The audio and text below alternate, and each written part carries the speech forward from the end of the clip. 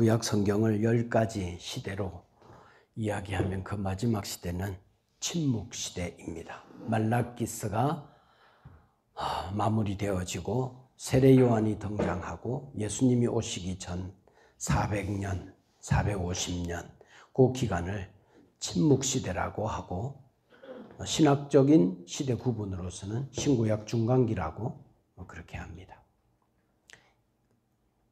성경에는 1절 이때의 역사서에 대한 기록은 없지만 우리는 다니엘서를 통해서 이 침묵 시대가 어떤 역사적으로 흘러갈 것인지에 대하여 이미 하나님께서 빈틈없이 말씀해 놓고 계시기 때문에 거기에서 우리는 침묵 시대의 흐름을 알 수 있습니다. 역사는 하나님의 일터이고 역사의 기록은 하나님이 어떻게 일하셨는지에 대한 기록들입니다.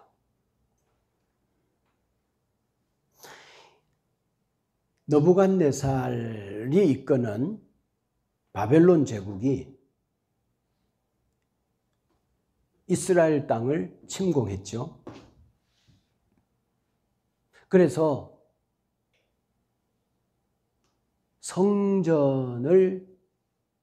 성전이 파괴되었죠.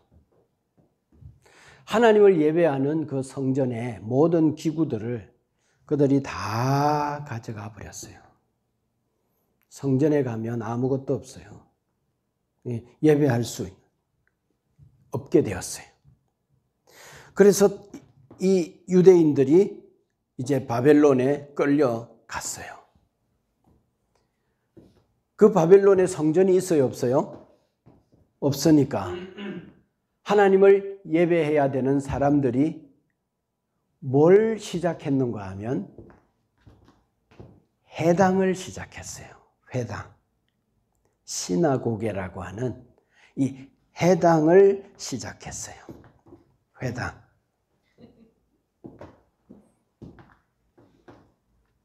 그러니까 디아스포라 유대인들이 자기의 신앙을 따라서 모이기 시작한 장소가 회당이었고, 그곳에서 구약 성경을 읽고 구약 성경을 배우고 구약 성경을 나누고 신앙을 다짐하고 하나님을 예배하고 찬양하고 자녀들에게 나와서 같이 예배하는 그런 공간으로 회당이 생겼어요.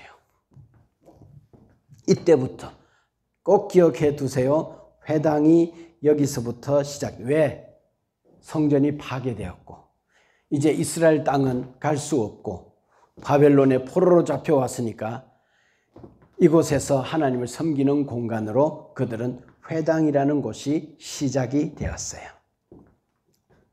자, 그리고 바벨론을 정복한 나라가 페르시아 제국이죠. 페르시아.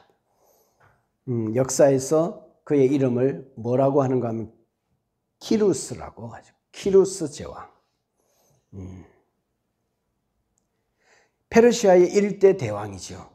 성경에서는 그를 고레스라고 이야기를 합니다. 이 고레스가 식민지 국가에 대한 관용 정책으로 모든 식민지 국가들을 자기 고토로 돌려보냈어요. 그곳에서 나라를 이루도록 기적 같은 일이 일어났고 하나님께서는 이런 일을 감동하셨고 이 모든 키루스의 그 정책들을 하나님께서 감동하셨다라고 말씀하시고 하나님의 순종한 이 고레스를 통해서 이스라엘 백성들이 하나님의 언약, 하나님의 약속대로 예루살렘에 돌아와서 나라를 다시 재건하는 일을 시작하고 역대기에서 말씀한 대로 성전이 희망이다. 그래서 성전을 건축하는 일을 시작했죠.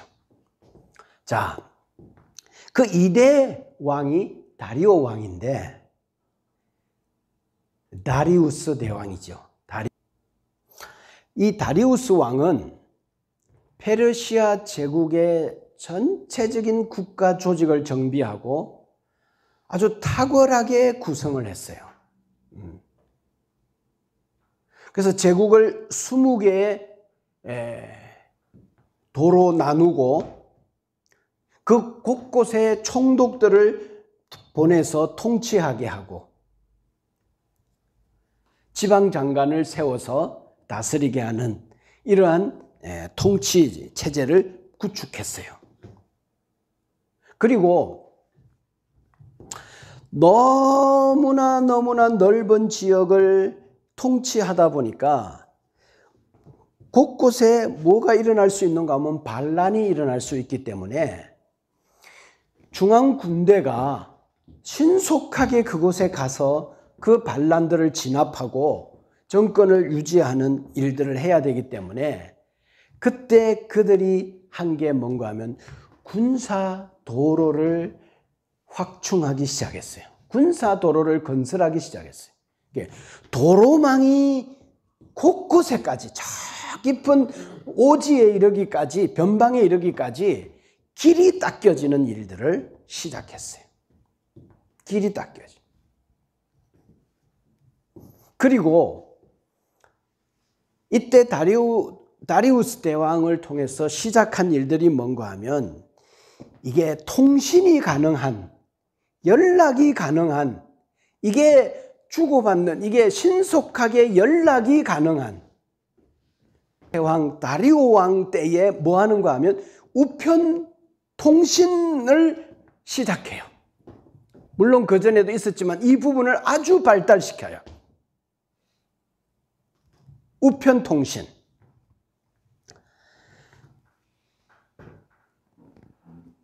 이때 이제 제일 먼저 1차 포로 기한이 시작이 돼요. 스룹바벨을 중심으로 5만 명 이상의 유대인들이 이제 고토로 돌아오죠. 키리우스 대왕은 그렇게 세상 판도를 점령한 이후에 한 10년 정도 통치하다가 죽어요. 그리고 그 고레스 왕이 하나님의 감동으로 모든 식민지 국가에 대한 관용 정책을 폈어요. 다리우스 왕 때에 아버지가 식민지 정책을 그대로 받아서 다리오 대왕이 이스라엘 백성들을 유대 땅으로 돌려보내요.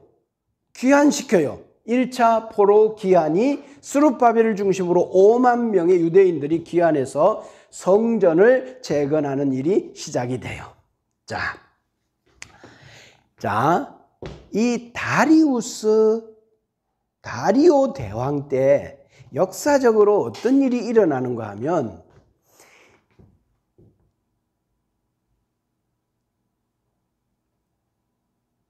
유럽과 아시아의 첫 번째 전쟁이 이때 일어나요. 그런데 유럽에 아테네를 중심으로 시작되어진 이 유럽이 이 다리오 왕 페르시아 제국에 비하면 너무 열세였어요. 그런데 어떻게 전쟁에 이겼어요? 그리고 이 전쟁의 소식을 아테네에 전해주기 위하여 누군가 한 사람이 그 평원을 달리기 시작합니다. 42km를 달리기 시작하죠. 그리고 아테네에 도착해서 우리가 전쟁에서 이겼습니다라고 하는 전령이 소식을 전해주고 그 자리에서 죽어요. 이 싸움이 어떤 싸움인가 하면 마라톤 평원이라고 하는 곳에서 일어난 마라톤 전쟁이에요. 이때 다리오 왕과 전쟁이 일어났어요. 자, 지금 현재 페르시아 제국이 차지하고 있는 영토는 어디예요? 지금 현재의 이란 정도 돼요. 자, 잘 보세요. 바벨론 제국은 어디서 아주 오래전 아브라함 때 전부터서 아브라함 때부터 성경에 나오잖아요. 걔네들은 위치가 어디예요? 티그리스 강, 유프라테스 강이에요. 그곳에서 바벨론 문화가 시작되었고 지금까지 그곳에서 이게 세계 문화의 중심이 되었어요. 그러니까 거기는 어디예요? 유럽이에요? 아시아예요? 아시아예요. 중동이에요. 아시아예요. 중앙아시아예요. 그곳에서부터 지금 문명이 시작되어지고 있는 거죠. 그래서 바벨론 제국을 이기고 페르시아 제국이 바로 그 땅에 있어요. 그러니까 그동안에는 계속 세계 역사의 중심이 어디였는가 하면 아시아였어요. 이 아시아하고 유럽하고 제일 처음으로 전쟁을 한 왕이 다리오 왕이라는 거예요. 그리고 그때 다리오 왕이 패전을 해요. 마라톤 평원에서 패배를 하죠. 그리고 그 다음 왕이 아하수에로 왕이죠. 부인이 누구죠? 에스더죠. 역사의 표기로는 그 이름이 크세스라고 하는 왕이죠. 성경에는 아하수에로 왕이다. 에스더가 왕후였죠. 부인이었죠. 그의 남편이 아하수에로 왕이었죠. 이때 유럽하고 아시아가 두 번째 전쟁을 펴요. 그때 이 아하수에로 왕을 맞선 유럽의 사람들이 누구죠? 스파르타 그런 300용사들이에요.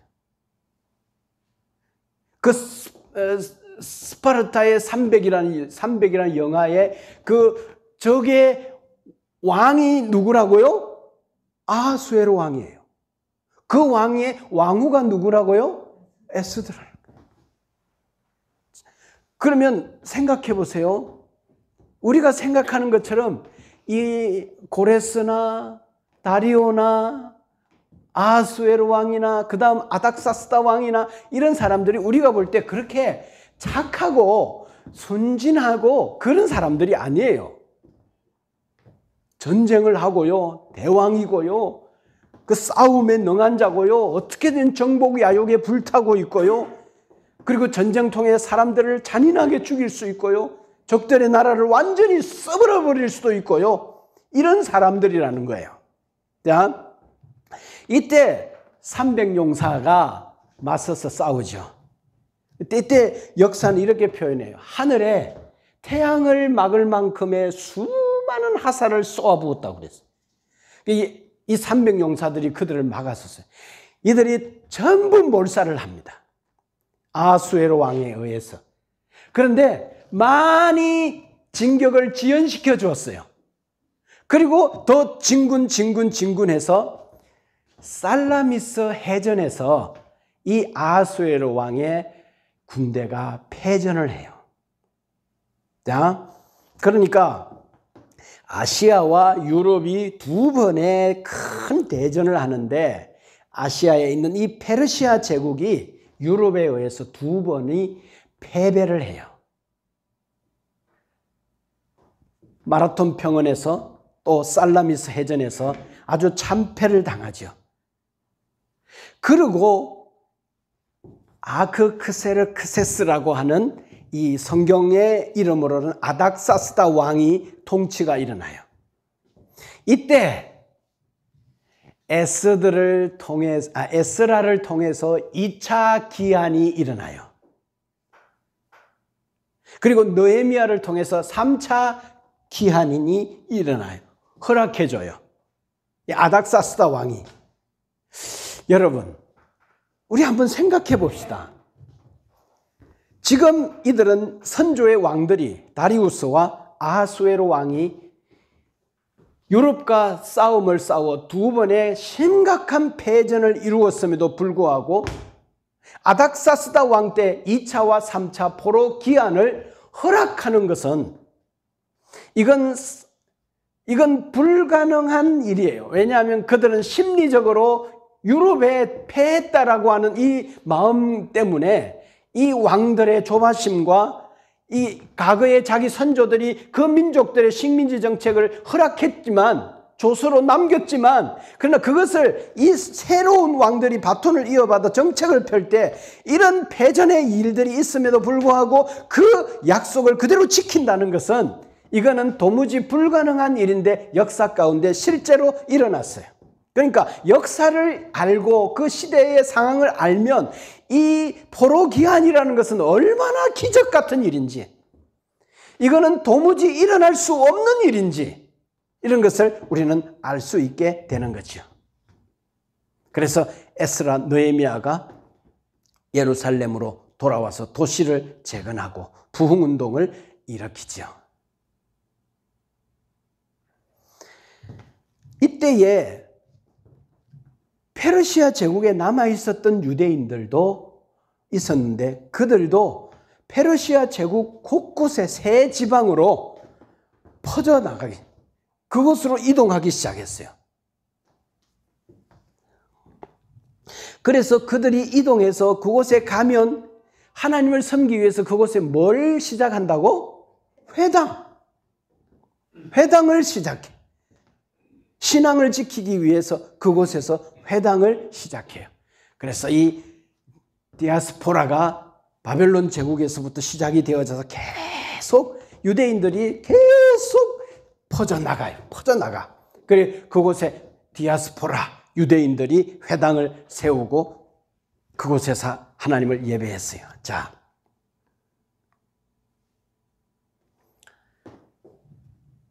지금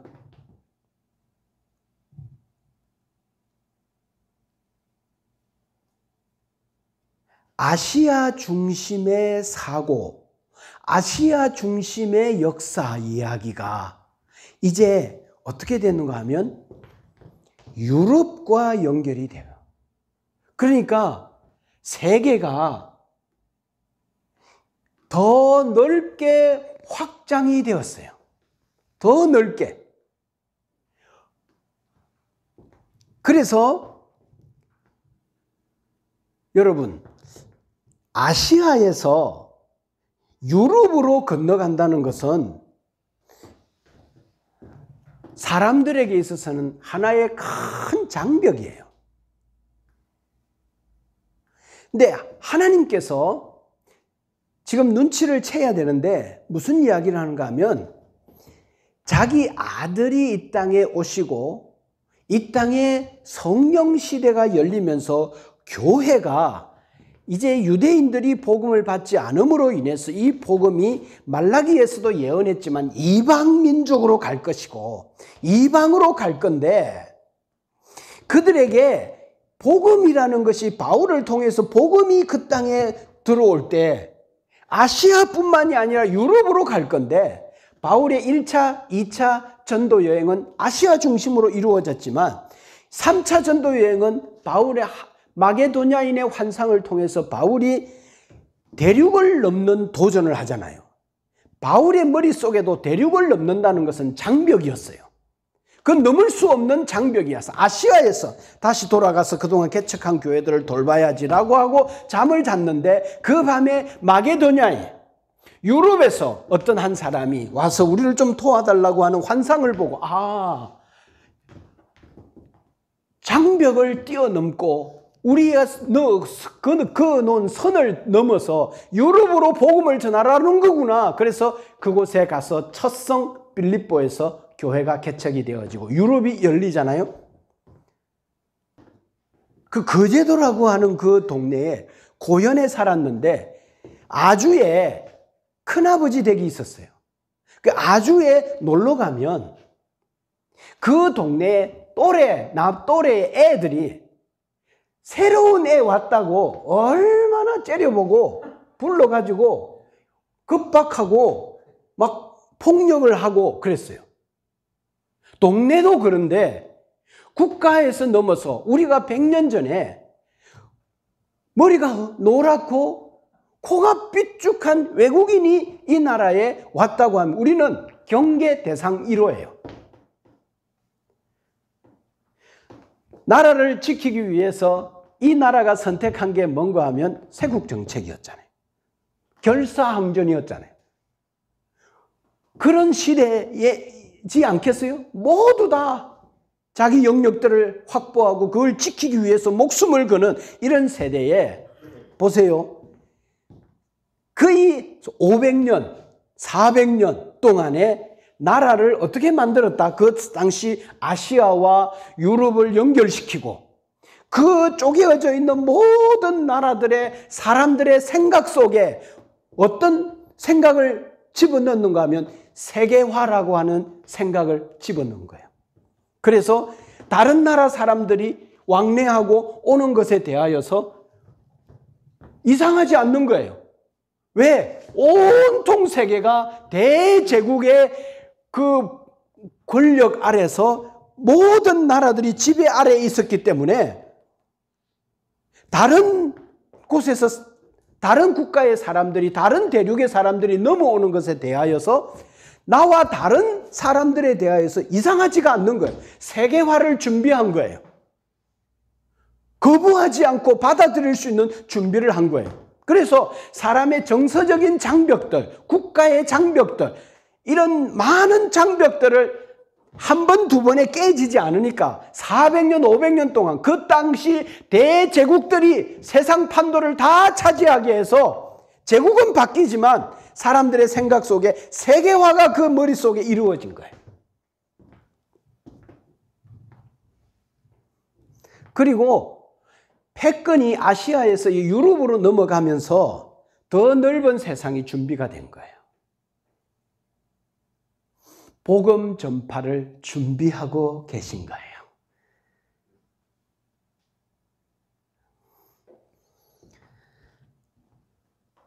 그래서 메소포타미아를 중심으로 이루어진 그 바벨론, 아시아의 문화가 이제 그리스 아테네로 유럽으로 이제 이어지는 거죠.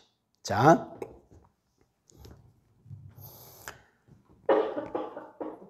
이때 유럽의 중심 도시가 그리스죠. 아테네. 그때 일어나는 세계적인 반향이 운동이 뭐예요?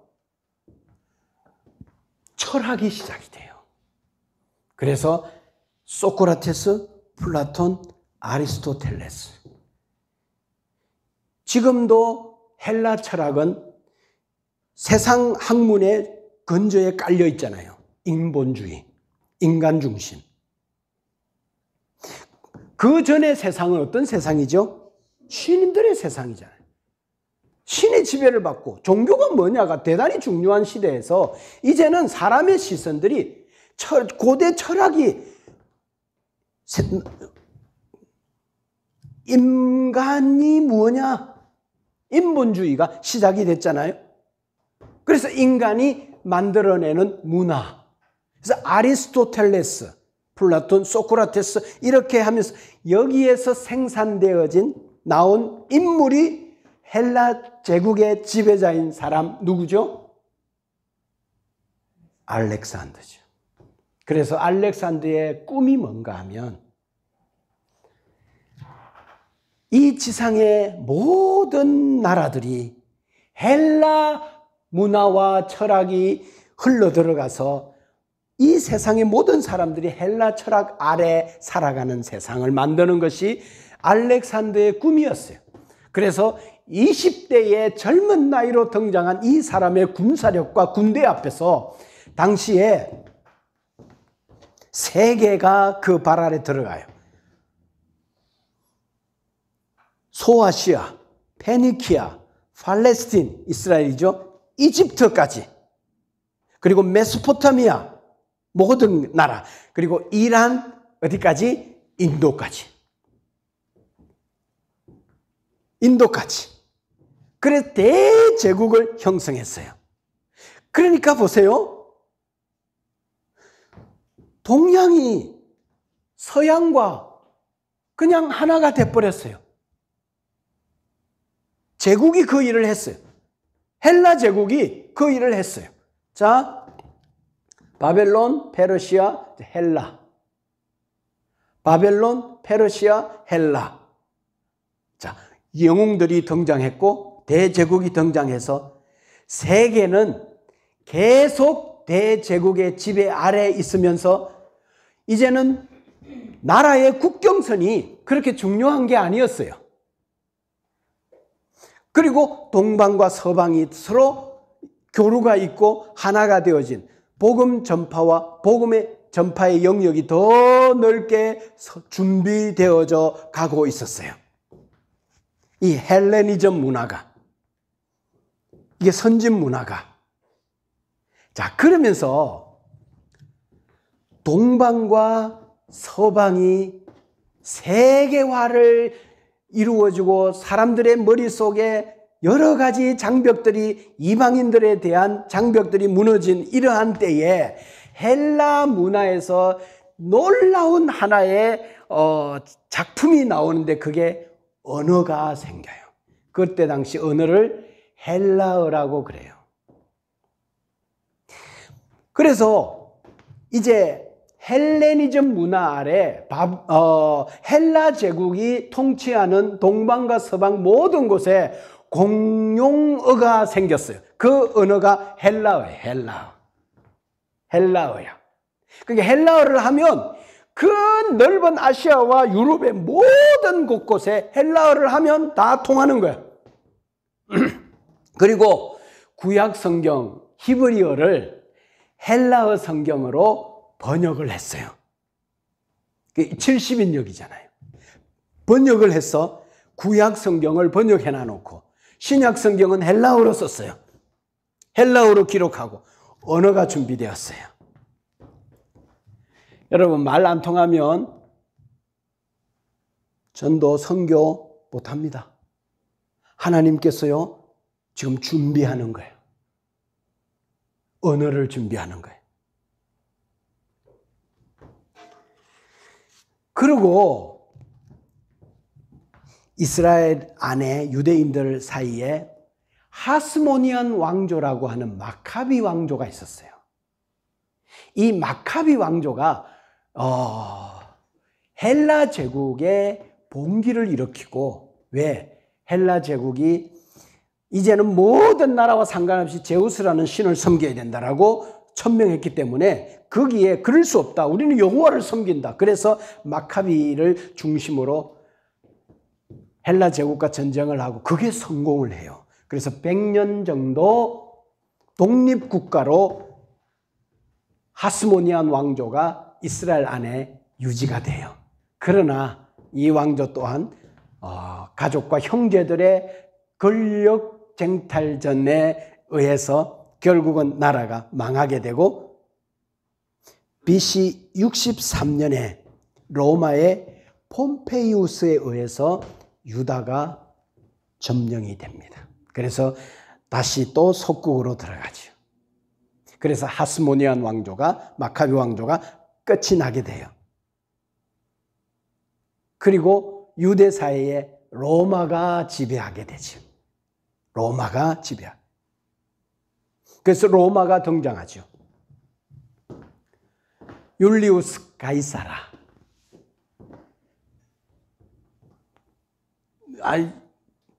로마를 이제 시작한 이런 영웅이잖아요. 가이사라고 하는 가이사르. 유명한 이야기 있잖아요. 누가 배신했죠? 자기 아들, 양아들 블루투스가. 그래서 블루투스, 너까지도. 그러면서 죽잖아요. 그러고 나서 이제 로마의 1대 황제인 옥타비아누스가 등장하죠. 성경에는 누가복음 2장 1절에 이 옥타비아누스의 행적이 나오죠. 그게 뭔가 하면 호정령이었어요. 모든 사람들은 자기 고향에 돌아가서 호적해라. 그 누가복음 2장 1절에 이 호정령을 지시한 로마의 황제가 누군가 하면 옥타비아누스예요. 네, 로마 1대 황제. 마리아와 요셉이 호적하잖아요. 동사무소에 가서 자기 본적지에 가서 고향이 여기라고. 그럴 때 구약 성경에서 예수님은 어디에서 태어난다고? 유대 땅 베들레헴. 만일에 이런 일이 일어나지 않았더라면 예수님이 베들레헴에 태어날 이유가 없는 거예요. 살고 있는 곳에서 태어났겠죠. 이렇게 오묘하게 구약 성경에서 예언해 놓았던 예언자들의 기록이 여기에서 성취되어지는데 역사를 하나님은 이용하셔서 그 언약을 예언을 이루신다. 성취하신다. 자, 여러분 다시 한번 바벨론, 페르시아, 헬라, 로마. 무슨 생각이 드세요? 느부갓네살의 신상을 꿈을 꾼 그것에 대한 다니엘의 해석에 대한 이야기 성경에 기록되어져 있는 거 생각나지 않으세요? 여러분, 바벨론 제국에 느부갓네살의 그 꿈을 해석할 때에는 헬라 제국이나 로마는 없어요. 역사에 존재하지도 않아요. 그런데 하나님께서 당신이 그 다니엘을 통해서 앞으로 장래일을 알려주신 거예요.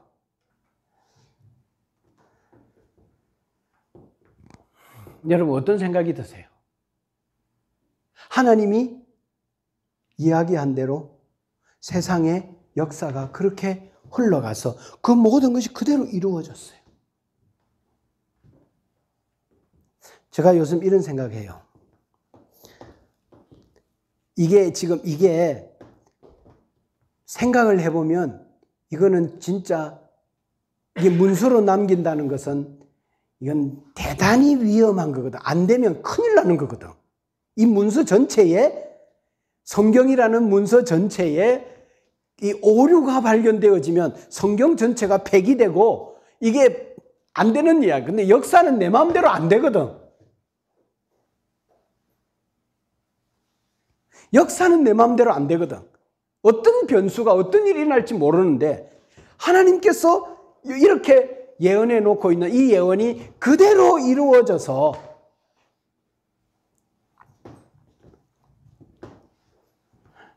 그래서 이런 생각을 해 요새.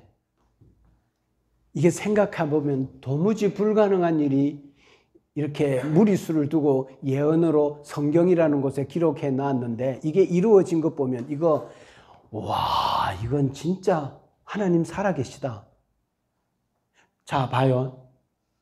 천지를 창조할 때 그 하나님이 지금 많이 세월이 흘러서 이 다니엘을 통해서 역사한 이 미래 세계에 일어났던 일들의 역사에 이끄는 중심에도 누가 있었어요?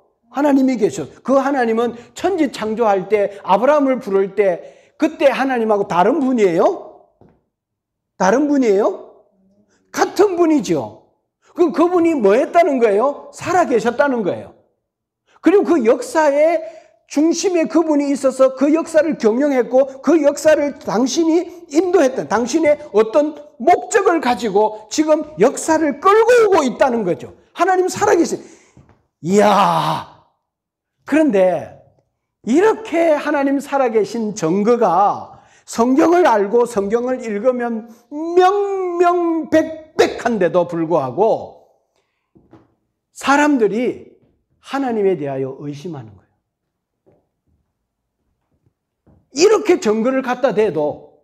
그래서 마태복음 16장에 베드로에게 예수님이 이야기한 것처럼 맞는 거예요. 나를 알아보는 거는 네가 똑똑해서가 아니고 하나님이 알려주지 않으면 안 되는 길이었기 때문에 네가 참 복이 있다 그랬어요. 여기서도요, 우리가 똑같이 하나님 말씀을 들어도요, 우와, 맞네. 우와, 하나님 살아계셔서 이렇게 정말 어떻게 하나님의 존재를 부인해? 라고 말하면서 가슴 뜨겁게 와닿는 사람도 있고요. 그렇지 못한 사람들도 있을 수 있어요. 그게 뭔가 하면 하나님이 여러분들에게 알려주셔야 돼요.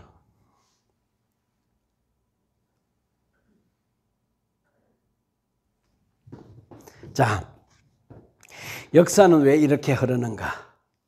무엇을 이루기 위해서 역사는 이런 방향으로 흘러가고 있는가? 그 역사의 중심에 뭐가 있는가 하면 하나님의 언약이 있어요. 창세기 3장 15절에 했던 그 언약, 여자의 후손 메시아를 내가 보낼 거다. 그 송곳 같은 약속의 성취를 향하여 하나님은 자기의 역사를 그렇게 이끌면서 그 예수 그리스도가 이 땅에 오셔서 십자가에 죽으시고 부활하셔서 이 땅에 성령님이 임재하셔서 일으킬 그 교회와 하나님의 나라 운동이 일어날 때 그 운동이 펼쳐질 수 있도록 지금 하나님이 신구약 중간기에서 뭐하고 계시는가 하면 준비하고 계시는 거예요. 빈틈없이 회당을 준비하죠. 도로를 닦아 놓죠. 우편 통신을 준비해 놔놓죠. 언어를 준비하죠. 세계화를 준비해서 사람들의 정서 속에 그어놓은 선들을 다 깨부시죠. 이방인과 외국인들이 갖고 오는 이 그것들에 대하여 받아들일 마음들을 준비하고 계시죠. 도로를 뚫어놓고 해상으로 육로로 도로를 다 뚫어놓죠. 언어를 준비해 놔놓고 가서 부담 없이 언어를 말할 수 있도록 해놔놓죠. 이런 일들을 지금 하나님이 준비하고 있는 거예요. 이게 뭔가 하면 기독교적 세계관으로 성경적인 안경을 보고 끼고 역사를 보니까 이게 맞는 거예요. 와, 이게 이렇게 깨지는구나. 이렇게 연결되어지는구나. 이러려고 하나님이 하셨구나. 역사의 주인은 하나님이시고 역사는 하나님 거구나. 하나님이 경영하고 계시는구나. 그래서 하나님의 세계의 경영. 그 세계의 경영의 중심에 뭐가 있냐? 당신의 언약을 이루는 일. 즉 뭔가 하면 한 나라를 세우는 일이요. 그 나라는 어떤 나라? 망하지 않는 나라. 영원한 나라. 그 나라의 누구? 백성들을 찾아내는 여리고성의 기생 라합이라고 하는 보잘것없는 여인 하나 찾아내려고, 그리고 모압 땅에 있는 다말과 모압 땅에 있는 룻을 찾아내려고. 여러분 한 사람이 여기서 나 하나쯤이야 그렇게 생각하지만 하나님은 그 여리고성에 한 여자, 그 직업은 창녀인데 보잘것없는 거 아니에요? 주막집 아줌마인데 몸을 팔아가며 살아가는, 근데 그 속에 믿음이 있는 것을 보시고 그 한 사람을 찾아서 하나님이 안아보기를 그렇게 원하셨다면 오늘 여기에 앉아있는 여러분 한 사람 한 사람은 하나님 나라의 액세서리가 아니요. 여러분은 하나님이 모든 걸 걸었던 사람들이 여러분들이에요. 역사를 그렇게 이끌어온 거예요. 대한민국의 역사도 이끌어왔고, 나는 왜 여기 있지? 하나님의 계획 속에, 언약 속에 여러분들이 있었기 때문에 여러분들을 찾기 위하여 여기에 여러분들이 있는 거예요. 그래서 하나님이 여러분을 찾았어요. 찾는 그날 하나님이 여러분을 안아봤어요. 안아보면서 하나님이 얼마나 행복해 하셨는지 아세요? 여러분, 그곳에 있는 한 사람 한 사람들을 하나님이 찾기 위하여 어떤 일을 하셨는지를 알면 그게 문제가 아니에요. 그것으로도 충분해요. 여기에도 주님은 기꺼이 와 계셔서 우리를 품에 안고 우리가 드리는 마음을 받으시고 행복해 하세요. 기뻐하고 즐거워하세요. 우리가 드리는 찬양을 받으시고요. 여러분, 하나님은요, 큰 곳에, 웅장한 곳에 대단한 사람들이 예배하면 하나님이 어석하고 받아주고, 우리 같은 사람이 아니요. 하나님 우리 모두에게 통일하게, 기생 라합을, 룻을, 다말을 찾으려고, 그를 안아보려고. 자,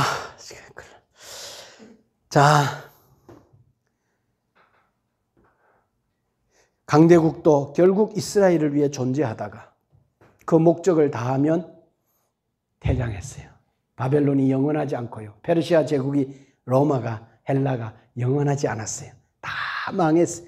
역사 속에서 사라졌어요.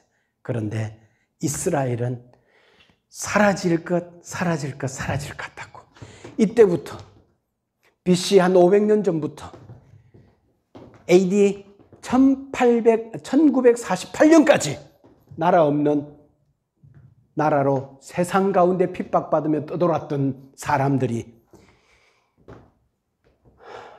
유대인들인데 1948년에 영국에 의해서 이스라엘이라는 바로 그 땅에 이스라엘이라는 국호로 그들이 다시 나라가 세워졌죠. 무화과 잎에서 싹 열매가 맺혔죠. 또 이 대제국들은 다 망했지만 하나님의 언약 아래에 있는 교회와 그의 백성들은 지금도 연면이 유지되고 일어나고 우리가 그 나라의 백성으로 지금 존재하고 있잖아요. 하나님은 한 나라를 세울 것인데 그 나라는 영원히 망하지 않는 나라. 그리고 국권이 빼앗기지 않는 나라. 다른 나라가 그 나라를 침략해서 그 나라의 국권을 빼앗을 수 없는 그런 나라 하나님이 세우겠다. 그리고 세상 나라를 쳐서 멸망시킬 것이고 이 나라는 결국 영원히 설 나라를 내가 세울 것이다. 내가 이 한 나라를 세울 것이다. 그래서 이건 뭔가 영적 전쟁. 세상 나라에 깊이 침투해 들어가서 그곳에 자기 아군들, 자기 백성들을 찾아내서 그들을 멸하고 찾아내서 그들을 내 백성 삼아 내가 영원히 설 나라를 세우겠다. 그렇게 말했죠. 그리고 이제 로마의 통치하에 유대 지역의 총독으로 첫 번째 안티파테르 유대 초대 총독이 오죠. 그리고 그 아들이 헤롯이죠. 헤롯은 자기 가족도 죽이고 피해 숙청을 자기 권력을 유지하기 위해서 그리고 백성의 환심을 사기 위해서 헤롯 성전, 솔로몬 성전보다 2배나 넓은 성전을 짓죠.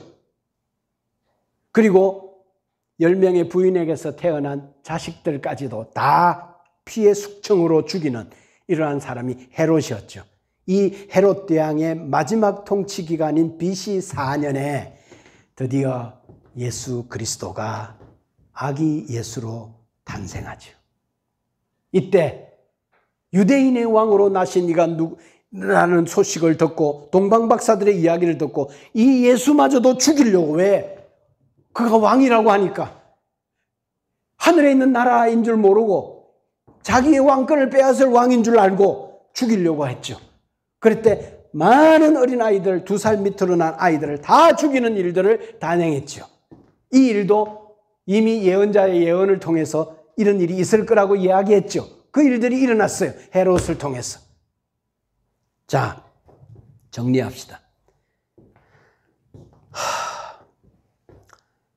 대제국들과 열왕들은 역사가 이렇게 흘러가는 줄 몰랐겠지.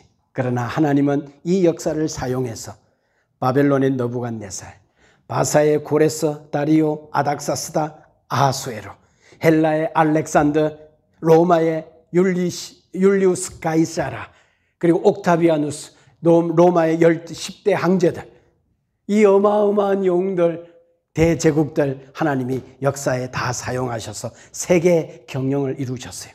이사야 40장 한번 보자고. 이사야 40장 15절부터 18절. 다 같이 한번 봅시다. 시작.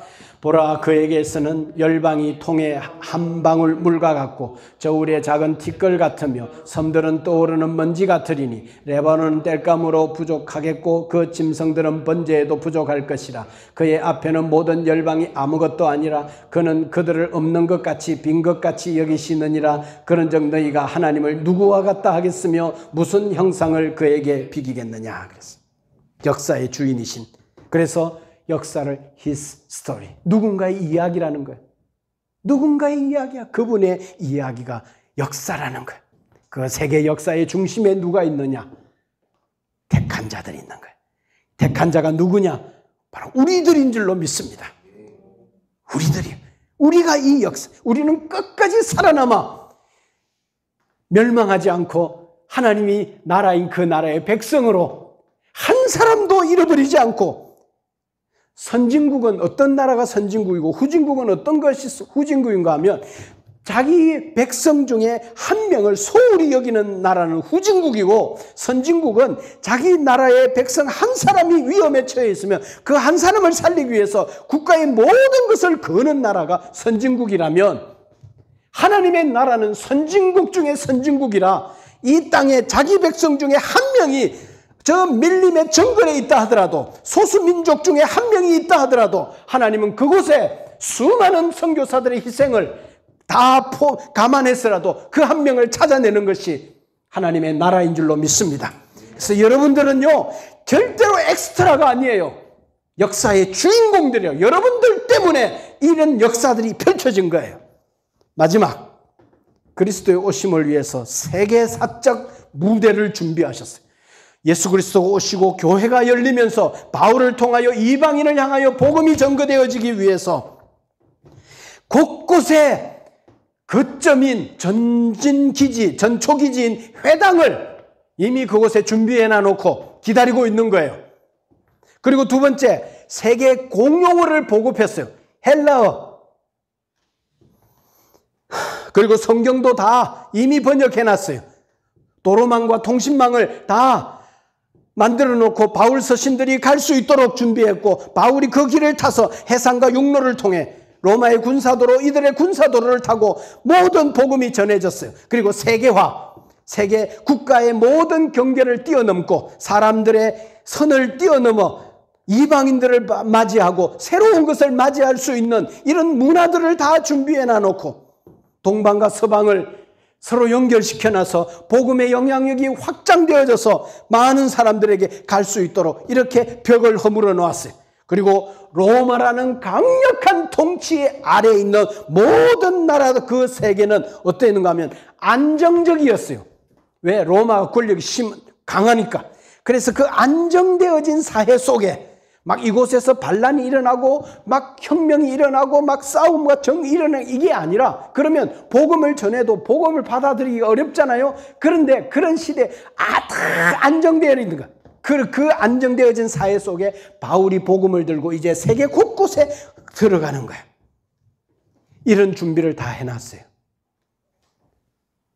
여러분, 여러분에게 오늘 메시지가 나에게 주는 메시지가 무엇입니까? 자, 기도합시다.